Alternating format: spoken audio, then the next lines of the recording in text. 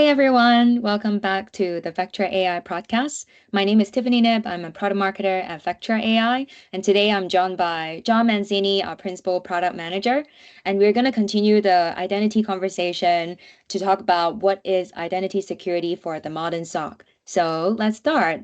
First of all, John, tell us what is an identity. Yeah, this is a kind of a silly, trivial question, it may seem, but there's a lot of nuance in the modern security world as to what identities are. Identities used to be something that we hid behind firewalls that were really obfuscated and needed limited kind of understanding and protection to a completely different world that is the modern era. So to kind of help make sense of this, I'm going to build out a slide here that talks about kind of the four different ways you can think about our identity. But the Mm, important kind of statement as I build this out is they're all very, very intertwined, either from how an attacker could use them or even how they're just constructed naturally in kind of the complicated world of identity. So number one, human identities. These are the identities that you use to log into Microsoft, that you use to log into Snowflake, that you use to log into any account that you own, where you have the password. You may or may not have MFA on these accounts based off of how kind of your corporate governance works and some of the limitations on some of those different identities. These mm, are loved by attackers because these are the things that they can get access to during a phishing incident. They can get access to through a different form of MFA bypass or potentially even without even MFA bypass mm, if there's no conditional access policy in play. Number two is the non-human identities. So these are the identities of machines, let's say on the network, of a service on the network that's operating autonomously. It's continuously going, critical for business operations. The same thing could be said of an account that is in the cloud for a, let's say, OAuth application, a service principal, they can be called there. Similar, you could also have like a token, essentially, that is part of an OAuth app that is being used to run different applications. There's a lot of different forms of these non-human identities. And the thing that's really challenging about these from a defender side is MFA is not normally deployed on them. Part of this is just out of it's not possible because of the way that maybe Microsoft has configured an identity. Other reasons it's just hard operationally because these identities need to be operating continuously. They can't be interrupted for business sanity reasons. Even password rotation for them is really hard. And so it becomes a challenge ultimately to secure them, and even a challenge, frankly, to even know where they are, what exists yeah. out there. Mm. Lots of blind spot. Lots of blind spots on the non-human side. Now, those are human, non-human. That's kind of one genre of looking at identities. The other one is where these identities live. And I kind of hinted at this with my language I was talking about. Your cloud identity is the identity that is, how you access a SaaS application, how you access the public cloud providers, how you access different kind of apps in the organization that don't live on-prem. That are things that are not in the AD. Now, these cloud identities can live in isolation. You can have a completely isolated cloud identity, but you can also have it federated and interacting with some larger identity. So there's kind of identities and sub-identities all within that cloud space.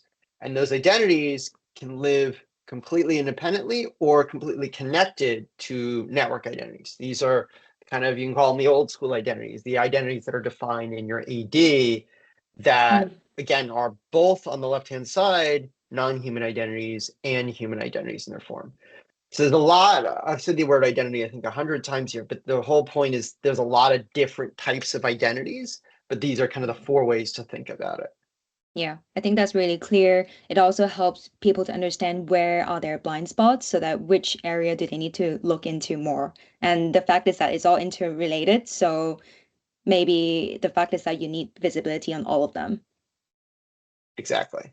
Yeah. Yeah, so why is this so important for the SOC? We briefly talked about that. And how do the attacker actually target identities during an attack? Yeah, so I think this cartoon can kind of help kind of illustrate. This is an example of a global enterprise. They've got an AD server on-prem. They've got some sort of cloud Entra ID identity. They've got a SaaS kind of suite of applications they're looking at.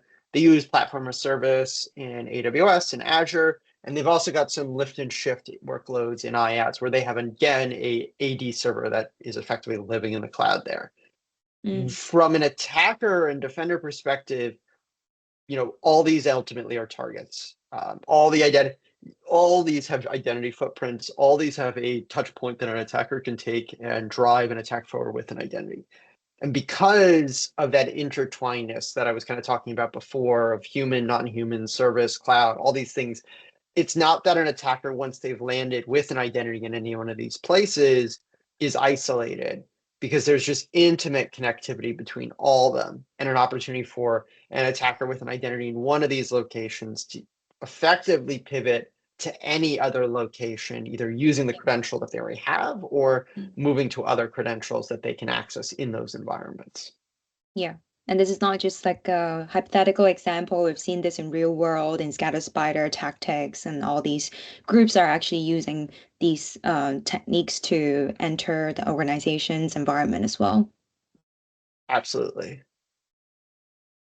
And the result of this ultimately is impact to businesses. So, I've got kind of a who's who of some of the attacks in 2023, 2024 in terms of dollar values that everyone's kind of publicly aware of, from various different ransomware organizations, accessing credentials and kind of the impact there. This isn't just those organizations that are big names and that are on the news. This is really hyper common. 84% was kind of the metric that's been reported that have had an identity breach. We're seeing similar numbers as we talk to our customers who have had some experience of an identity getting compromised in their environment, at least initially. They may not get to objectives, but they'll at least have the initial piece. And again, it is a large number of organizations we're seeing this impact realized. Yeah. So then it brings me to the next question. What is the key to securing identities then? Yeah, so I think there's definitely really important things you can do on the prevention side. I'm not going to even say that's not important. MFA, conditional access policies, all those things are super important.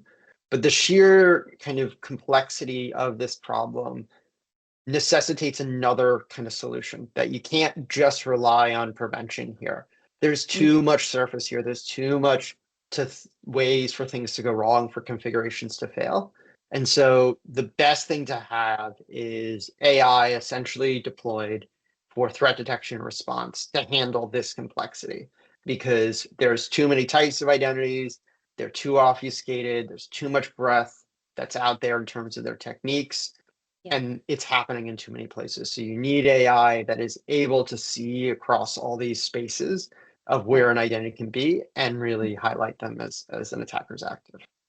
Yeah, makes a lot of sense. And it's also important to highlight that it needs a solution that covers all types of identities that John mentioned at the beginning: human, non-human, in the network, and cloud. And it also important for you, if you're evaluating the solution, to see the breadth and depth of detection, battle test it in a red team exercise with an attack simulation tool, etc. And also, last but not least, it's very important that it correlated all the visibility. So it's not giving you silo detection, but giving you the full picture in a matter of minutes. Exactly. Cool. So with that, we're going to wrap up this episode. If you want to learn more, we have recently published a research report on ITDR requirements, so feel free to download it. We'll put the links in the description box below. And if you haven't already checked out our other podcast episodes, please feel free to check them out. We have threat briefings and all other cool content in here, and subscribe to our YouTube channel. With that, thanks everyone for tuning in again. Thanks, John, for joining me, and I hope to see you in the next one. Bye. Bye all.